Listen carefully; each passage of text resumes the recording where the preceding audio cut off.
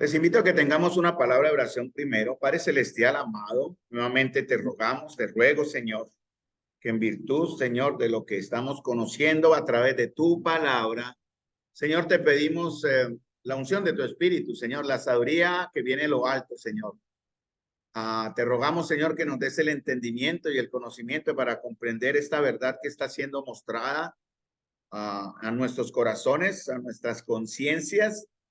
Y también, Señor, como una forma de expresar nuestro amor y adoración hacia tu santo nombre, Señor, para obedecer y a cumplir. Señor, te pido, amado Señor, tu bendición en este momento para el estudio. Ayúdanos, Señor, en el nombre de nuestro Señor Jesús. Amén. Bueno, mis amados hermanos, es importante que ustedes tengan la palabra del Señor en sus manos. Una cosa es recordar por el Espíritu un mensaje dado en días atrás o un devocional que yo escuché. Alguien me mostró un video y uno escucha un mensaje bueno, edificante.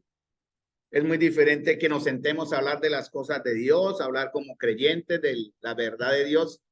Pero hermanos, es más directo al corazón que ustedes tengan la palabra de Dios en sus manos y a través de la palabra directamente, sin intermediarios, llega a nuestro corazón, a nuestro entendimiento y a nuestro corazón para comprender.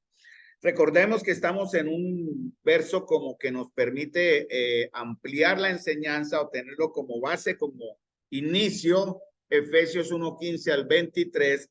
Seguimos orando, amados hermanos, para que la oración de Pablo sea ahora, en estos tiempos, como lo fue, y sé que fue real en los tiempos de Pablo, porque se vio a través del desarrollo de la iglesia, a través de los años después de que Pablo dejó esta escritura en Efesios, aunque la iglesia en Éfeso desapareció, pero el testimonio de los creyentes en Éfeso y de todas las iglesias donde Pablo abrió obra, guiado por el Señor, permanecieron en la fe y muchas asambleas en realidad pues desaparecieron por causa del martirio, de la persecución.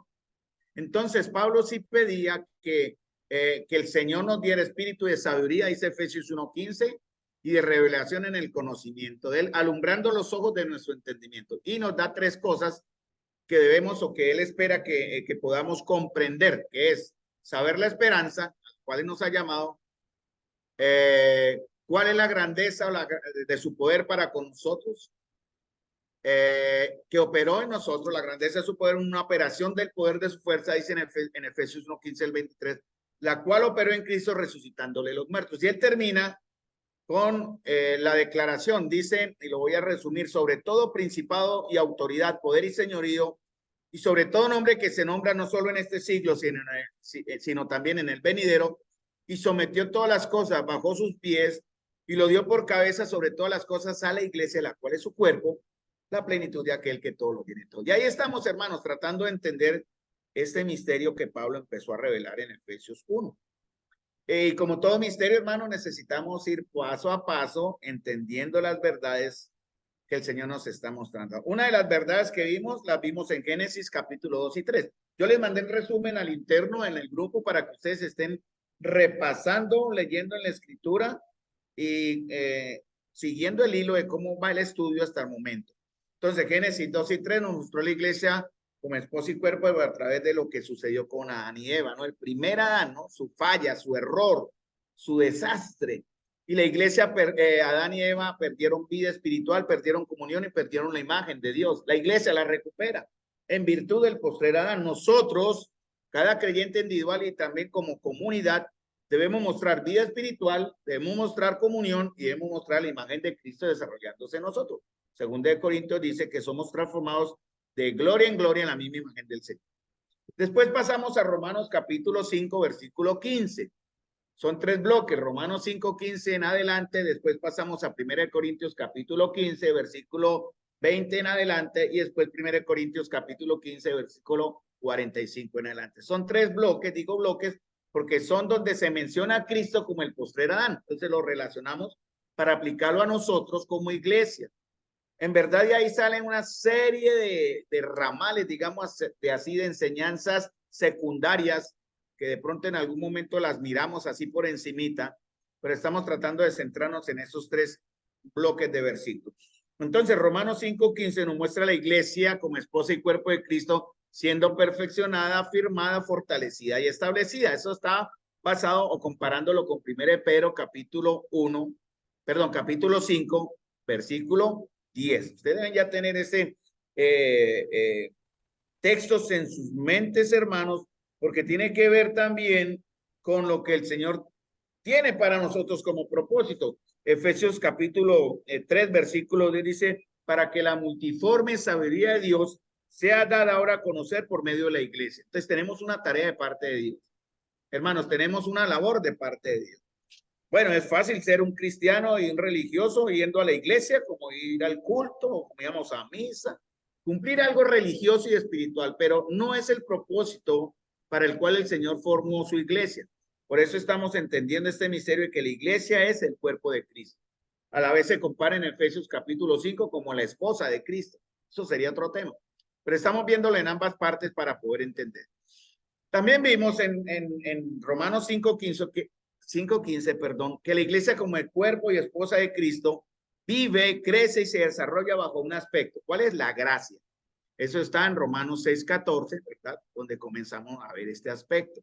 La iglesia se desarrolla bajo la gracia, ya no bajo la ley. La ley simplemente nos mostró a Cristo, nos enseñó lo inútiles que somos, pero la gracia, dice, mientras cuando el pecado abundó, sobreabundó la gracia. Y abunda, hermanos, gracias a la obra del prosperar. Eso está en Romanos capítulo 5, versículo 15. Dice, por la transgresión de aquel uno, Adán, murieron los muchos, pero abundaron mucho más para los muchos la iglesia, la gracia y el don de Dios por la gracia de un hombre Jesucristo. Entonces, en Romanos 5:15, en Romanos 5:16 al 18, se habla de la gracia y el don de Dios. Uno es para salvación y también habla del don de Dios para justicia. Entonces, también debemos declarar, mostrar en nuestras vidas el efecto de la salvación del Señor individualmente y también como iglesia, a través de la gracia del Señor y a través de la justicia que nosotros mostramos. Romanos 5:16-17 nos enseña eso. La iglesia como esposa y cuerpo de Cristo muestra el señorío. Algo importante, hermanos, que se ha olvidado, que se ha disminuido, es exigirle o esperar que el creyente declare su salvación, pero no se le exige señorío y entrega. Por eso muchos creyentes, muchas iglesias, espero que aquí no esté sucediendo. Y si está pasando, lo corrijamos con el temor a Dios. Aprendamos, hermanos, que nuestra salvación comprende la fe que recibe valga la redundancia, la salvación de Cristo, pero también, hermanos, entregamos lo que somos delante del Romanos capítulo 12, 1-2 dice el Señor, os ruego por la misericordia de Dios que presentéis vuestros cuerpos en sacrificio vivo, santo y agradable. Pablo, cuando tuvo su encuentro con el Señor en el camino a Damasco, él dice a través de esa revelación o ese encuentro maravilloso, no todos lo pasan, obviamente Pablo fue especial, algunos no esperen que bajen ángeles y le hablen al oído y que vea luces maravillosas para decir Dios está acá. No, hermanos, nosotros sabemos que el Señor está acá. Y Pablo dijo, Señor, ¿quién eres, Señor? Ya con eso Pablo reconoció señorío. Y el Señor le dijo, yo soy a quien tú persigues. Y Señor, ¿qué quieres que haga? Ve a Damasco. Señorío y salvación. Ahí fue donde Pablo reconoció verdaderamente a Jesús como aquel que estaba persiguiendo como su Salvador. ¿Cómo identificaron a Pablo? Cuando el Señor le dice a Ananías, vaya a la calle en Damasco, a la calle derecha, que se llama derecha, y busca un hombre. Ay, Señor, pero es Pablo el que nos persigue. Búscalo porque yo tengo planes para él. Bueno, ¿y cómo lo identifico? Vaya porque aquí él ora. De una característica de un hijo de Dios y una iglesia de Dios es que oramos. Debemos aprender eso, hermano. Somos una iglesia o debemos aprender a ser una iglesia más de oración. Claro, con la palabra del Señor siempre adelante. Romanos 5:18 al 19 habla de la iglesia como esposa y cuerpo de Cristo que acepta y vive bajo ese Señor. Y una cosa es reconocerlo, ¿verdad? Porque Él es el Señor. Filipenses 2 dicen, a Él se doblará toda rodilla, ¿cierto? Siendo en forma de Dios, no lo tomó como cosa que aferrarse, sino que se despojó a sí mismo. Pero algún día todo lo que está, toda la creación reconocerá su Señor. Pero hermanos, para nosotros debemos no solamente entender el señorío, sino aceptarlo y vivirlo. Por eso Colosenses 1:18 nos habla de este principio. Bien, ahora pasamos a 1 Corintios capítulo 15, versículo 22. Estoy resumiendo rápidamente para que no olvidemos dónde vamos. No hay carrera, no hay afán, porque esto es algo que debemos tomar con respeto, con responsabilidad y en temor, hermanos. Espero lo estén entendiendo. Si no lo entienden, aquí está la escritura, no es Carlos, aquí está la escritura que nos va a mostrar las verdades. Miren lo que dice 1 Corintios 15, 1, 4. Vayamos al inicio del capítulo. Dice Pablo, además, hermanos, os declaro el evangelio que os he predicado, el cual también habéis recibido. Eso es salvación. El evangelio se predica.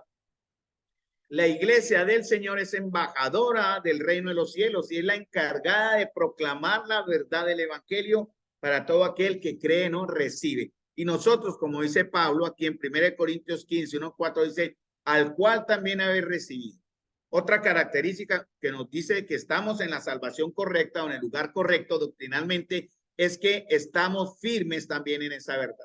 Dice, en la cual también sois salvos. Eso resume firmeza y haber recibido en nuestro corazón. Eso está en Efesios capítulo 1, versículo 13 y versículo 14, ¿no? Lo que dice, en él también vosotros, habiendo oído la palabra de verdad del evangelio de vuestra salvación, y habiendo creído en él, fuisteis sellados. ¿Cómo sabemos, hermanos, que la iglesia ha sido sellada? ¿Cómo sabe usted que la iglesia, que usted como creyente ha sido sellado? Bueno, el Señor lo dice acá como una promesa, pero también nosotros tenemos que mirarnos a nosotros mismos si estamos mostrando ese sello que nos garantiza o nos da la certeza que sí soy salvo.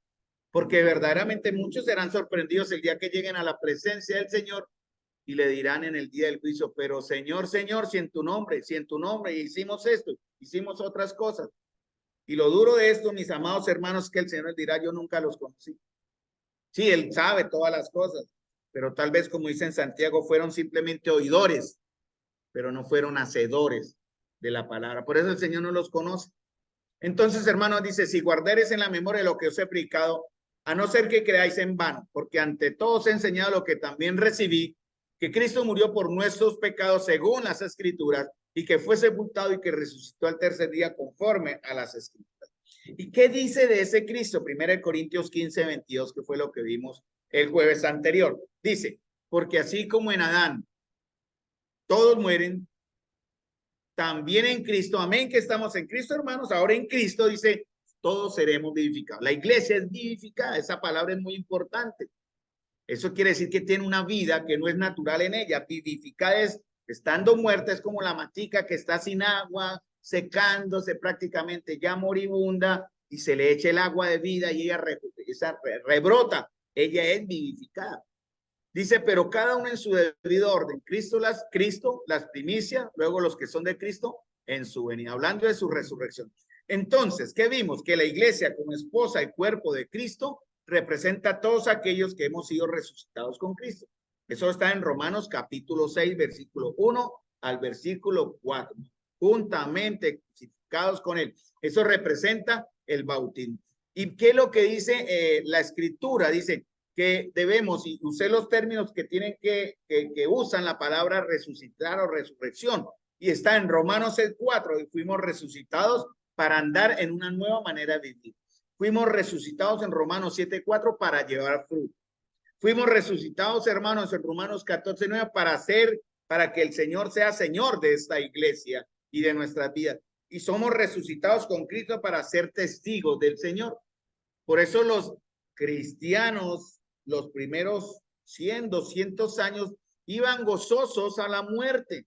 No sé cómo sería hoy día. Bueno, hoy día muchos miles están muriendo aún por Cristo, pero nosotros, ya localmente, como iglesia, ¿cómo reaccionaríamos ante la posibilidad de morir por causa de Cristo?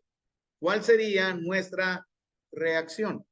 Hermanos, ellos, porque entendían esta verdad de la resurrección, pudieron ir gozosos a la muerte, enfrentar las fieras en el Coliseo, como Pedro que dijo, no soy digno de morir como murió mi Señor y fue crucificado boca abajo, y además de eso fue en quemado, porque eso fue, dice la tradición o la historia de algunos testigos, que fue durante una fiesta y unos bacanales de Nerón al pueblo romano, y él hizo fiesta por muchos días, y para alumbrar sus jardines crucificaba a cristianos y les encendía fuego. Eran sus antorchas que él para congraciarse con el pueblo. Eso dice la tradición y dicen que Pedro murió durante esa persecución. 1 Corintios 15:22 dice que la iglesia como cuerpo, como esposo y cuerpo de Cristo recibe vida, o sea, la palabra es vivificada y eso significa crecer. Ahí fue donde quedamos. Y vimos varios puntos, fueron 7 punticos. Cristo da vida, hermanos, él vivifica a quienes quiere.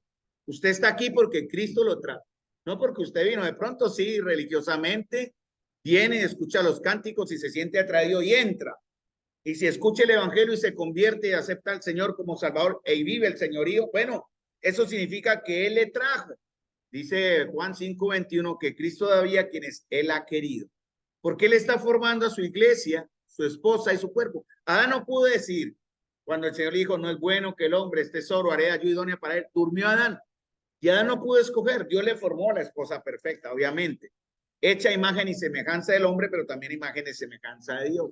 Pero Adán no pudo escoger. Sin embargo, Cristo sí está formando a la iglesia. Este postrer Adán está formando su iglesia de acuerdo a su gusto, como dice también en Efesios capítulo 5. Dice, para presentársela a sí mismo. Él, ¿no? A mí me gusta, por ejemplo, un ejemplo que, por ejemplo, mi esposa cuando usa ciertas ropas, a mí me gusta verla con ciertas ropas, ¿cierto? Y me gusta cuando ella pues usa ciertos vestuarios que a mí a la vista me gusta cómo se ve. En cierta manera es un ejemplo de lo que Cristo hace con su iglesia. Él la está preparando, la está vistiendo, la está santificando, como dice ahí, por la palabra, la purifica. Dice, una iglesia que gloriosa, que no tuviese mancha ni arruga, ni cosa semejante, sino que fuese santa y sin mancha. Cristo, el postrer, está formando la iglesia perfecta. Y hermanos, y la gran noticia, la gran gloria al Señor por eso, es que nosotros, hermanos, somos la iglesia que Él está formando. Por eso no solamente Él da vida a quienes ha querido, pero lo hace por medio de su palabra, ¿no? Primero de Pedro también dice que siendo renacidos por la palabra de verdad, ¿no? Siendo renacidos de una simiente que es incorruptible, por la palabra de verdad. Juan 6:63 también lo confirma. Cristo da vida a quienes Él ha querido por medio de su palabra, pero llamando a los que no eran nada, algo. Por eso se llama posición. Ahora estamos en una posición que Dios nos da. El hermano Jorge habló de esa posición, creo que el domingo cuando habló de 1 Corintios, ¿cierto? A los santificados y a los santos, ¿cierto? Una posición que es, o una santidad que es posicional y una santidad que es progresiva. Nuestra formación como iglesia, hermanos, también es posicional. Efesios capítulo 2 lo dice. Dice, y juntamente con él, dice en Efesios capítulo 2, versículo 7, creo que es, ya lo busco, dice, versículo 6, y juntamente con él, dice, nos resucitó y asimismo nos hizo sentar en los lugares celestiales con Cristo. Posicionalmente, hermano, Santa María, digámoslo así para tener una imagen, está sentada juntamente con Cristo en lugares celestiales. Pero progresivamente, hermano, nosotros como iglesia aquí local, todas las comunidades y localidades y asambleas en todo el país, el mundo y el universo entero, tenemos que asemejarnos de manera muy particular, es individual. Es un proceso que algunas iglesias van más adelantadas que otras, hay que reconocerlo. Pero nosotros estamos buscando a través de la verdad de la palabra entender lo que ahora somos como iglesia, hermanos. No solamente entender, sino vivir que ahora somos el cuerpo de Cristo. Y listo, también dice que Cristo da vida a quienes Él ha querido por medio de su palabra, pero también por medio del Espíritu. ¿Cómo sabemos que tenemos el Espíritu Santo, hermano? La palabra de Dios dice, bueno, hay un efecto, hay libertad, que también vemos frutos, ¿no? La palabra de Dios dice en Santiago, más el fruto del Espíritu es, y si ustedes lo deben saber, amor, gozo, paz, paciencia, benignidad, bondad, fe, mansedumbre y templanza, es un solo bloque. En cambio, los frutos de la carne son varios. Usted sí puede destruir su vida con un solo fruto de la carne. Con cualquiera puede dañar su vida, testimonio, incluso dañar la iglesia con un solo fruto de la carne. Pero nosotros debemos mostrar el fruto completo del Espíritu. No se puede mostrar amor si no hay gozo. No se puede mostrar gozo si no hay paz. No se puede mostrar paz si no tiene paciencia. No se puede mostrar paciencia si no tiene bondad con sus hermanos. No se puede mostrar bondad o benignidad porque eso muestra que no hay fe. No se puede mostrar fe si usted no es manso y acepta la palabra. No se puede mostrar mansedumbre si usted no tiene dominio propio. Todo está relacionado, hermano.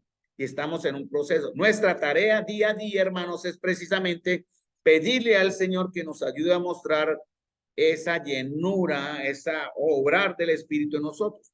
Por eso dice en Efesios capítulo 5, 18, sed llenos del Espíritu. Es un mandamiento, hermano. Yo lo quiero buscar, trabajo personalmente para ser lleno del Espíritu, pero también es tarea de ustedes.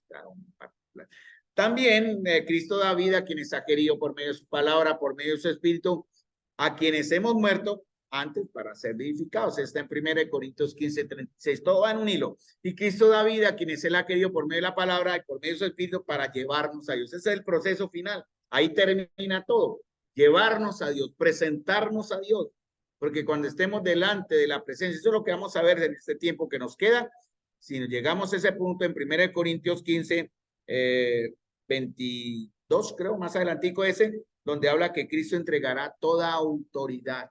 Hermanos, fíjese que Dios será pronto, ya no será ni Cristo en el Espíritu, sino Dios será en todo, como dice en 1 Corintios capítulo 15, versículo 26 en adelante, 25, porque el texto es desde el verso 25 en adelante, hasta el verso exactamente 28.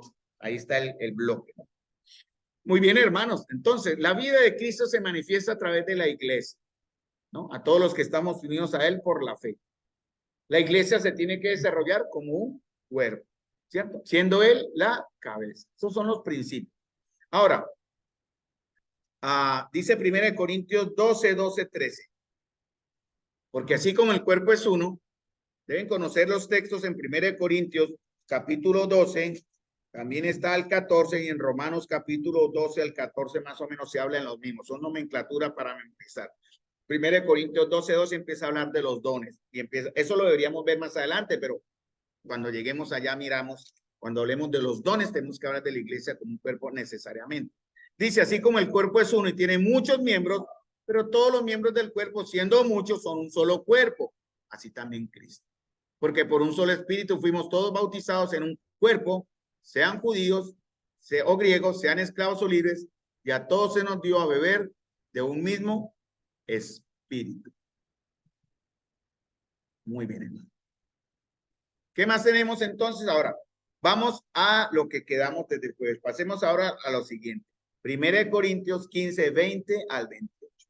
He hecho un resumen, pero hermanos, entre más repitamos, más aprendemos, porque más se nos queda en la mente. Obviamente, si ustedes me están siguiendo en el estudio, ya cuando suspendamos Zoom, vamos a hacer el estudio de manera diferente. Ya va a ser más aquí local participativo, va a ser, bueno, diferente.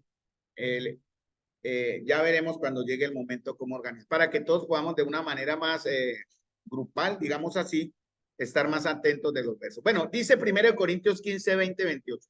Eso es lo que vamos a ver hoy. Dice, luego el fin, cuando entregue el reino al Dios y Padre, cuando haya suprimido todo dominio y autoridad y potencia, porque preciso es que Él reine hasta que haya puesto a todos sus enemigos por estrado de sus pies o debajo de sus pies. Y el postrer enemigo que será destruido es la muerte, porque todas las cosas las sujetó debajo de sus pies. Cuando dice que todas las cosas han de ser sujetadas a Él, claramente se exceptúa a aquel que sujetó a Él todas las cosas, o sea, Dios Padre. Pero luego que todas las cosas le estén sujetas, entonces también el Hijo mismo se sujetará al que le sujetó a Él todas las cosas, para que Dios sea todo en todo. Entonces, hermanos, pronto Cristo entregará el reino al Señor, pero es necesario primero algo, que Él someta a todos sus enemigos bajo sus pies, ¿no? En dominio y en autoridad. Pero si esa autoridad, esa autoridad debe mostrarse primero en quién, en la iglesia. Esa autoridad tiene que mostrarse también en los congregantes o en los hermanos, la autoridad y el señorío de Cristo como testimonio ante otros. Adán entregó el reino, el diablo. ¿Acuerdan cuando él tentó al Señor? Él dijo, mire, si me adora, yo le entregaré porque esos reinos me fueron dados. Sin embargo, el Señor ha recibido toda potestad, como dice también en Efesios capítulo 1, Él entregó todo dominio y toda autoridad a la iglesia. En Mateo lo dice, ¿no? Todo lo que atares acá será atado allá, todo lo que desatares aquí será desatado allá. Él respalda a la iglesia. Por eso la autoridad de Cristo delegada tiene que ser respetada y tomada con temor. Porque él dice, la muerte como enemiga del hombre es la última consecuencia del pecado y va a ser quitada. Pero nosotros, hermanos, ¿cuántos de aquí en la iglesia están muertos? Cuando hablo de muerte de ¿cuál clase? Espiritual, porque si fuera física estaríamos muertos físicamente. Pero aún así, hermanos, podemos decir que la muerte, aunque sea física, ya no tiene control sobre nosotros, porque la palabra de Dios promete que seremos levantados del polvo de la tierra en la resurrección. Entonces la muerte en realidad es un estado llamado sueño, donde nuestra alma estará en la presencia del Señor, nuestro cuerpo en el polvo, pero tampoco habremos muerto. El que muere espiritualmente va directo al lugar que arde o al infierno, al lugar de los muertos, a la vez esperando la resurrección de Apocalipsis 20. Pero ellos ya están muertos, espiritualmente rechazados. Nosotros tenemos una vida, ¿cómo dice la palabra de Dios? Vida eterna. Desde el momento en que aceptamos, que recibimos, automáticamente tenemos vida eterna. Por eso debemos cuidar, hermanos, valorar lo que tenemos y con temor vivir de acuerdo a los conceptos que el principio del Señor en su palabra. ¿Qué dice entonces? La iglesia no solamente es vida, es vivificada, pero representa la autoridad. Es la embajadora, dice la misma escritura, embajadora. Y como cuerpo y esposa de Cristo tiene el ministerio de la reconciliación. Miren lo que dice en 2 Corintios 5, 18 al 20.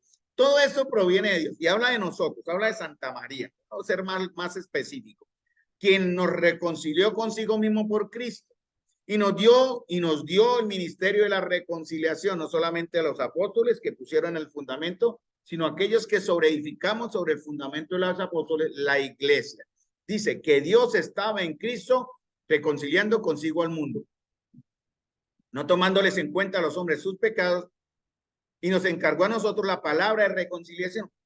Así que somos embajadores en nombre de Cristo. Como si Dios rogase por medio de nosotros, o rogamos en nombre de Cristo, reconciliados. Hermanos, esa es nuestra tarea. Hablarle al mundo del Señor, de su salvación y de su reino, pero rogarles que reconozcan la autoridad, porque todo se resume en eso, reconocer la autoridad del Señor. Reconcíliense con Dios. Pero ¿de qué manera podemos nosotros hablar de reconciliación si a veces entre nosotros mismos estamos en discusión, en división y en discordia? Pablo sufrió con los hermanos de Corinto por causa de esto. Santiago sufrió. Santiago 2 y 3 habla de eso. Sufría viendo la primera carta en la iglesia ya tenía problemas, ¿no? Y hay varias enseñanzas en la escritura que habla de eso, pero también sufrió. En Hebreos también Pablo menciona. Nunca dejará de haber situaciones de dolor en la congregación o de diferencias, pero el Señor también da orden y mandamientos del perdón y de la reconciliación para poder ser testigos entonces correctos hacia afuera. Muy bien, hermano. Entonces, la iglesia es, dice en 1 Corintios capítulo 3, o en Pedro también dice que nosotros somos administradores de la multiforme gracia de Dios. Tiene la responsabilidad de dar testimonio en sujeción y obediencia a aquel que es su vida, su gloria y su Señor. Cristo tiene autoridad sobre la iglesia. Por ejemplo, Efesios 5, 22. Habla de una sujeción. ¿De quién habla acá? Habla la sujeción de la esposa al esposo. Últimamente he visto videos horribles. Obviamente nunca en la vida en Cristo la mujer será tratada de una forma tan desobligante y deshonrosa como lo hace el Islam. He visto videos estos días horribles de golpes, horribles, mejor dicho.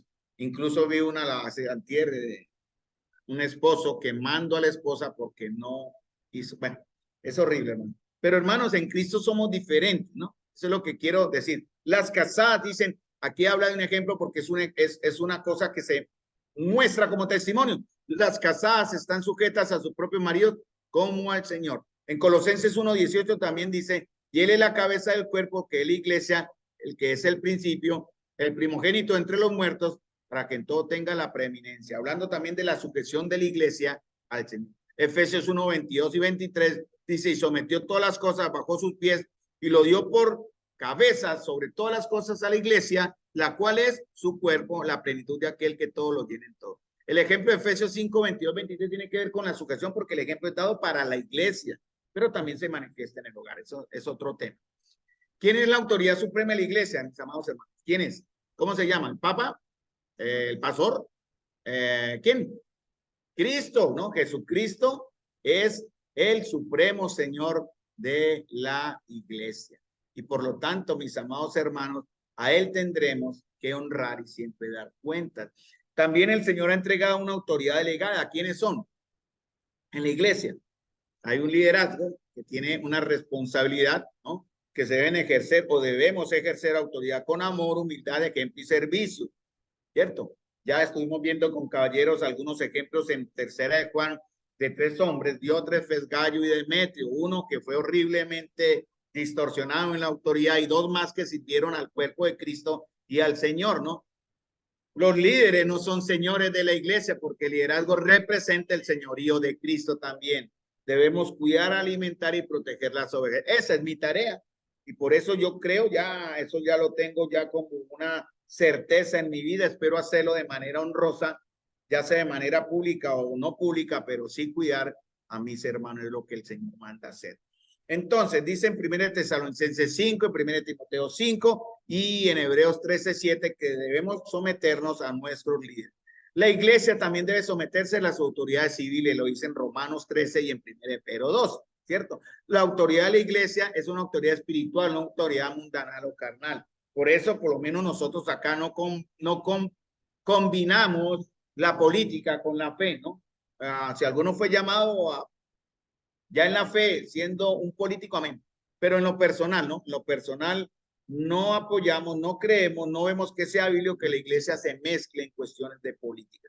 Más bien sujetarse a la autoridad que Dios ha establecido, pero no es una autoridad como hace la iglesia católica que tiene dominio y control sobre muchos estados en el mundo terrenal. La iglesia real, la iglesia del Señor, no. Y la autoridad de la iglesia es una autoridad delegada, ¿no? No es absoluta, no es una autoridad infalible, ¿no? Puede fallar también y debe ser ejercida con sabiduría, discernimiento y prudencia. Y esto tiene que ver con 1 Corintios, capítulo 15, versículo 20 al 28. Hermanos, ya para terminar, recordemos que tenemos 2 términos para entenderlo, perdón. Recordemos nuestra condición posicional y nuestra condición progresiva, lo que ya somos y lo que debemos mostrar como iglesia y como cuerpo. Entonces, echando para atrás, podemos volver a hacer el resumen, pero no. Dice 1 Corintios 15, 42, 44, el último bloque que vamos a ver, ya hoy jueves no alcanzó, el próximo terminamos. Dice, así también es la resurrección de los muertos. Y vamos a ver 4 palabras que están en 1 Corintios 15, 42, 44, que tienen que ver con la iglesia. ¿Algunos de ustedes me pueden ayudar a ver? Que tienen que ver porque se aplica con la iglesia. Recuerde que estamos hablando de el postrer Adán. 1 Corintios, capítulo 15, versículo 42, porque el texto, el verso de donde sale todo esto es el verso 45, ¿no? Entonces uno lee el contexto, lo que está atrás más lo que viene adelante. Y ahí uno va entendiendo la enseñanza. 1 Corintios 15, 45 dice, hablando del postrer Adán, y por eso lo tomamos, así también está escrito, fue hecho el primer alma viviente y el postrer Adán, espíritu vivificante. Y en 1 Corintios 15, 42 al 44, antes de que se aplique el verso 45, la iglesia debe mostrar 4 aspectos de su vida espiritual que muestran que Cristo es ahora el espíritu vivificante de la iglesia. ¿Cuáles son? Por ejemplo, 1 Corintios 15, 42, una característica de la iglesia. 1 Corintios 15, 42. Muy bien, la incorrupción de la iglesia. Eso habla de nuestra eternidad. Esto es gracias al espíritu del postrer Adán, espíritu vivificante. Otra que está en el verso 43. La iglesia es lo que tenemos ahora y que debemos mostrar. No es solamente nuestra incorrupción en nuestra vida, sino también ¿qué? La gloria, hermanos, porque nosotros reflejamos la gloria del Señor. Yo siempre digo el verso, pero nunca lo menciono. Creo que es 2 Corintios, capítulo 3, versículo 17. Es el texto que yo siempre menciono, ¿no? Dice, por tanto todos, mirando a cara descubierta como en un espejo la gloria del Señor, somos transformados de gloria en gloria en la misma imagen como por el Espíritu. Entonces el Señor está obrando en nosotros. Podemos decir que Santa María muestra la gloria de Dios. Podemos decir que nuestras vidas están mostrando la gloria de Dios. Eso es parte de la obra del postrer Adán que se menciona en 1 Corintios capítulo 15, versículo 45. Versículo 1 Corintios capítulo 15, versículo 43, la segunda parte. Poder, ¿no? Eso tiene que ver con Efesios capítulo 3, versículo 20. También lo tenemos como texto. Creo que es el 20, sí. Confirmémoslo acá. Y aquel que es poderoso para hacer todas las cosas mucho más abundantemente de lo que pedimos o entendemos, según el poder que actúe en nosotros. No se me olvidó porque lo tengo memorizado. Dice, según el poder que actúe en nosotros. Dice, a él sea la gloria en la iglesia, en Cristo Jesús, por todas las edades, por los siglos de los siglos. Amén. Entonces la iglesia debe mostrar, hermanos, gracias al postrer Adán, incorrupción, gloria y poder. Falta una más, que está en el verso 44. Antes de llegar al 45. ¿Qué debe mostrar la iglesia? Espiritualidad, ¿no? No, ¿qué es lo contrario de espiritualidad? La carnalidad. Entonces, miren lo que el Señor nos está mostrando, nos está llamando la atención. Miren, yo los estoy formando, dice el Señor, para que sean una esposa de acuerdo a mi gusto. Los amo tanto que di mi vida por ustedes antes del principio del mundo y anoté sus nombres en el libro de la vida. Los he apartado para salvación. Yo mismo he querido que vengan a ser parte de mí. Eso es lo que en otras palabras dice el Señor, ¿no? Él ha escogido y llama a los que Él quiere. Él puso las condiciones, trajo el evangelio, usó las personas o un texto. Para mí fue un texto escrito el que me llevó al evangelio. Yo tengo una prima mía, conoció al Señor por un himno. Imagínense, con un himno la llevó a buscar del Señor. He decidido seguir a Cristo y eso le impactó tanto que ella buscó al Señor y llegó a salvación, una familiar mía. Entonces el Señor usa muchas maneras, pero el fin último es, Él quiere, Él llama a los que Él ha querido. Mire, hermanos, ustedes, hermanos y hermanas, los que están en Suma, los que estamos acá porque el Señor nos ha llamado. Entonces Él quiere que mostremos todas estas cosas porque Él nos está queriendo formar a su imagen y semejanza perfecta. Será perfecta, por eso hablo de nuestra condición progresiva. Nuestra condición posicional ya está en Cristo, ¿no? A los santificados llamados a ser santos. 1 Corintios, una iglesia horrible. Espero nunca podamos ni siquiera igualarnos a Corintio en nada, hermano. Pero sí nos ha dejado como ejemplos la vida de los hermanos en Corintios como era. Y dejamos para el próximo jueves, bueno, me podría alargar un poquito el próximo jueves, pero vamos a hablar 4 bloques o podemos hacerlo. Yo miraré a ver si es apropiado hacerlo, pero para no alargar, vamos a ver cómo la iglesia y cuerpo de Cristo debe permanecer incorruptible. Vamos a ver también cómo la iglesia y cuerpo de Cristo refleja la gloria de Cristo o refleja la gloria del Señor. Vamos a ver también cómo la iglesia o cuerpo de Cristo se levanta en poder a través de la resurrección de Cristo. Y vamos a ver cómo la iglesia y cuerpo de Cristo debe ser espiritual. De ahí ese verso salieron 4 ramas más, que puede ser perfectamente otros meses, pero vamos a ver cómo vamos avanzando. Y ahí ya terminaríamos, hermanos, este primer concepto de la iglesia como un cuerpo, viéndolo a través de Génesis, porque el Señor después empieza a mostrarnos la iglesia como un cuerpo en la vida de Israel. No sé si lleguemos allá, pero podemos acortar y avanzar un poquitico más, pero Israel también nos muestra como una imagen no organizacional, porque sería entonces empecemos a los sacerdotes y empecemos a armar a los levitas. No, eso no tiene, pero sí nos dejan enseñanzas, como dice en 1 Corintios capítulo 10, ¿no? Estas cosas fueron dejadas, no, 2 Corintios, no, sí, según 1 Corintios capítulo 10, que dice que estas cosas les acontecieron como ejemplo y están escritas para amonestarnos a nosotros, a quienes han alcanzado los fines de los siglos. Por ejemplo, las jornadas de Israel, 42 jornadas, los que leyeron el libro, el hermano Gino, precioso libro, Por ahí me lo pasaron en texto, pero yo lo tengo en internet, lo he leído, y que habla del progreso en la vida cristiana. 42 jornadas, 42 etapas que muestran desde Egipto hasta Canaán cómo debe ser el proceso. Muy hermoso ese libro. El Señor dio a este buen hermano a escribir un libro de buena edificación. Aconsejo que lo busquen y lo leen. Yo por ahí lo presté, no sé a quién, pero después averiguo a quién. Muy bien, mis amados hermanos. Les dejo esa inquietud, yo les paso las notas por el interno, pero vamos a ver esa segunda parte a partir de 1 Corintios 15, 42 y 43. La iglesia, hablar de la incorrupción, hablar de la gloria, hablar del poder y de la espiritualidad de la iglesia. 4 temas más. Pero vamos a dejar ahí, mis amados hermanos, para poder entonces pasar también a algo que es importante, que es la oración. Yo les invito a que tengamos una palabra de oración.